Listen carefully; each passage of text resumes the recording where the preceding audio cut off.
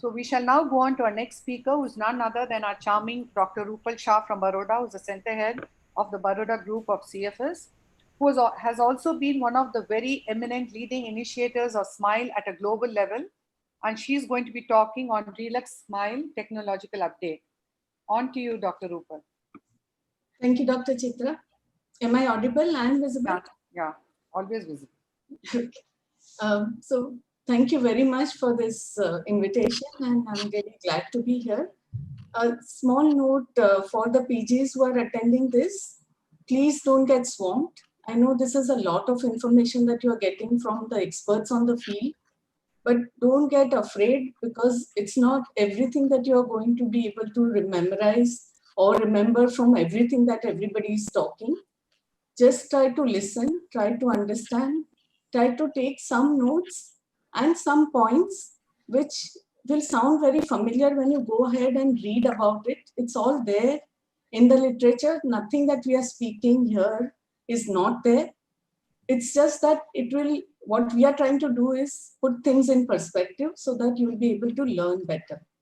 Having said that, I'm also saying that please don't learn just for the sake of passing this particular exam.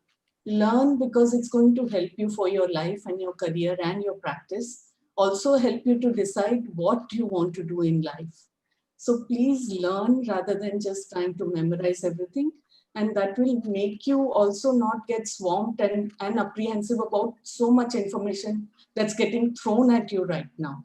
So I'm going to be talking to you about SMILE update, and I have been a consultant for Carl Zeiss for developing this particular technique. For people who don't know what SMILE stands for, SMILE stands for small incision lenticule extraction. You have not shared your screen, Rupal? I have not. I did share it. Okay, I'm so sorry. I'll just try and do that.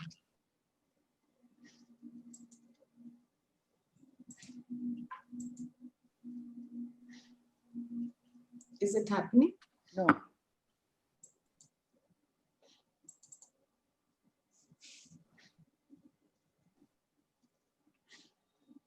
Now can you see? No. No? I don't know how it's not happening. Would you like to start sharing again? Yeah, I'll just do that. I'll just start sharing it. Just 1 minute. Is it seen now? Yes, yes, yes. We are seeing your screen. So I'll just make it full.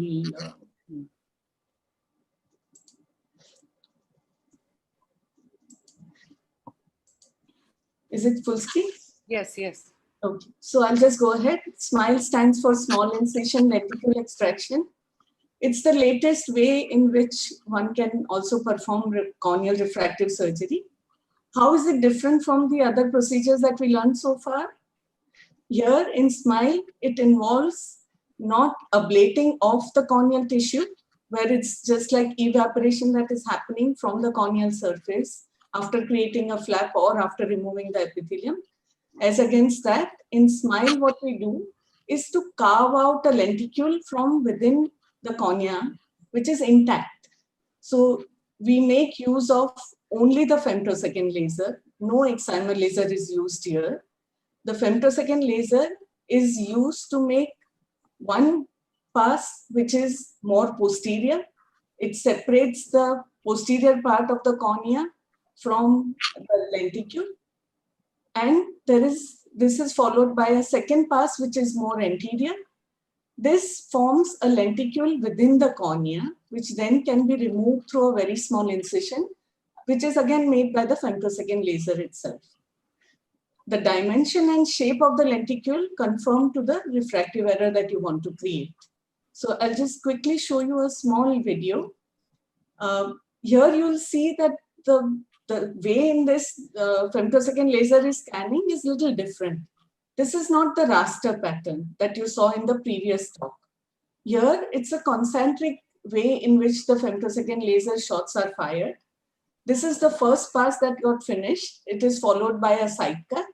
The second pass is more anterior, and it is then followed by a small incision, as you can see here.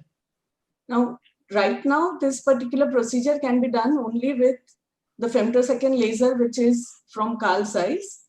company, which is known as Visumax. Once you have the small incision, you open it, find both the planes, and then with a blunt instrument, go ahead.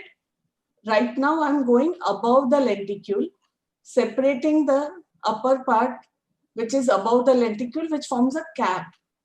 And now I'm beneath the lenticule, separating the second layer, this blue one that you can see on the side here. So you can imagine that this whole lenticule is now free of any adhesions above and below.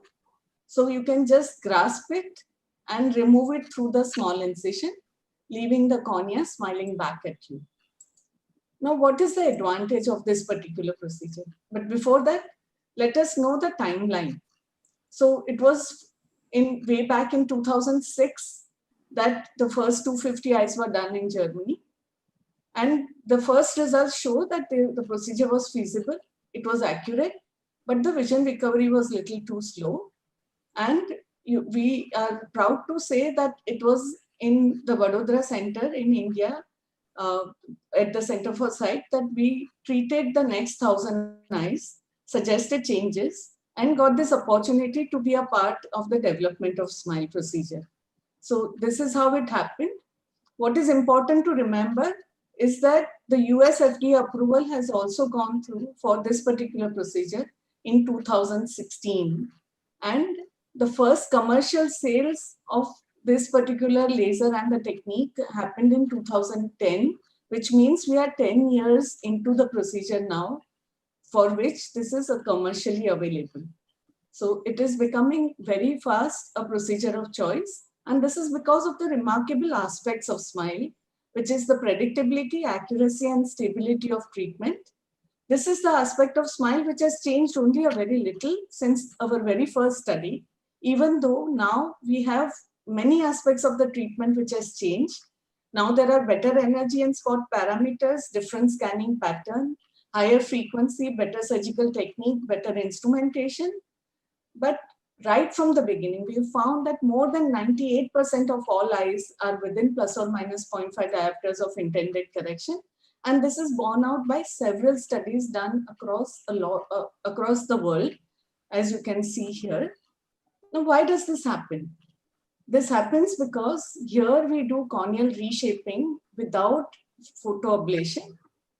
What an excimer laser does is it performs photoablation, the rate of which increases linearly with fluence beyond a certain threshold, which means if the fluence increases, the photoablation rate increases. This results in a scatter, especially for the treatment of high myopia. Also, the excimer laser is getting affected by a lot of factors, including the depth at which it is working, the corneal hydration, the humidity in the area, if there are fumes in the area, and this all can result in the scatter in the treatment and therefore there was a need for something which would give you a more predictable result. SMILE uses cutting instead of ablation with much less influence of any external factors, and it's a binary process instead of a linear one. So either it cuts or it doesn't cut, and when it cuts very precisely. And therefore, you would find that the results are very, very predictable. As regards inflammation, the total amount of energy input into the eye with SMILE is less than with femto-LASIK even. And this results in less inflammation and therefore a very high stability of treatment. There was also a very nice study which was done in Singapore, which showed that at any depth of the SMILE procedure, you would have the same amount of inflammation as compared to excimer use, laser use, where if you have a smaller depth, you would have less inflammation. At a deeper depth, you would have much more inflammation. So you can imagine that for the SMILE procedure, the results are going to be predictable, whatever depth or whatever amount of refractive error you are trying to treat.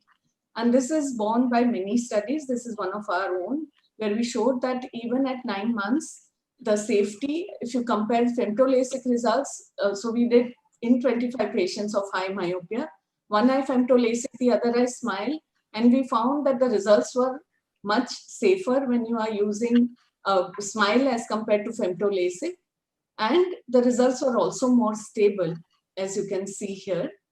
and the difference in stability between the two procedures. So mind you, these are contralateralized studies where there is a head-on comparison, and it was found that it was statistically significant over a period of 9 months. As regards efficacy, we found that the EDTRS letters were uncorrected visual acuity was much more when we were doing SMILE instead of femtoLASIK. And this is also shown that the induced aberrations that would happen are much less. And because you are carving out a lenticule, you are not going to have any peripheral losses in fluence, which would happen with an excimer laser. And therefore, you would find that the induced aberrations are much less, and the results therefore are much better. As you can see here, you can see the right eye has been treated with SMILE, the left eye with femtoLASIK, and the point spread function is much better in the SMILE eye. If you compare the image simulation, again, the SMILE eye, which is the left eye in this case, has done much better. And if you compare the zone, you would find that the SMILE eyes form the actual zone that you have intended them to be performing. And therefore, you could get away with a slightly smaller optical zone if you have tissues which is less. If you are going to do SMILE as compared to femtoLASIK, and therefore you would still have a more stable and a better outcome with less induced aberration. Long-term data, we have been studying 10 years follow-up data at our center now, and we've seen the trend that it shows remarkable efficacy, safety, and predictability, and it truly is a paradigm shift in refractive surgery.